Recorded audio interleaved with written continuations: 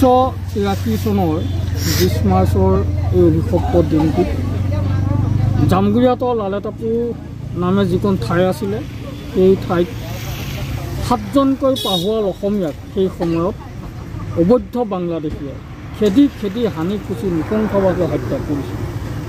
আৰু সেই দিন ধৰি আমাৰ এই অঞ্চলৰ তথা জামুগুৰি ছাত্ৰ সন্থাই জামুগুৰিবাসী ৰাইজৰ সহযোগত সেইসকল শ্বহীদৰ স্মৃতি চাৰণ অনুষ্ঠান আয়োজন কৰি আহিছে।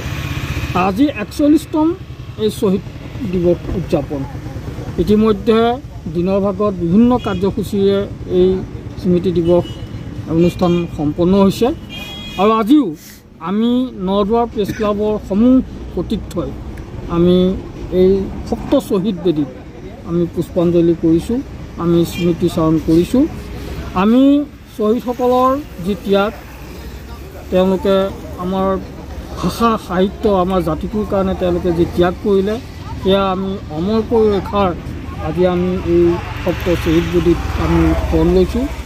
তেওঁলোকৰ ত্যাগক আমি জীয়াই ৰাখিব লাগিব আৰু আমি প্ৰতিজন অসমীয়াই আমি তেওঁলোকৰ যি ত্যাগ সেই ত্যাগ যাতে অপচয় নহয় সেই কথা আমি মনত ৰাখি আমি আগন্তুক সময়ত আমি উঠি অহা নতুন চামক তেওঁলোকৰ যি ত্যাগ আত্মবলিদান সেই কথা আমি তেওঁলোকক সোঁৱৰাই দিব লাগিব।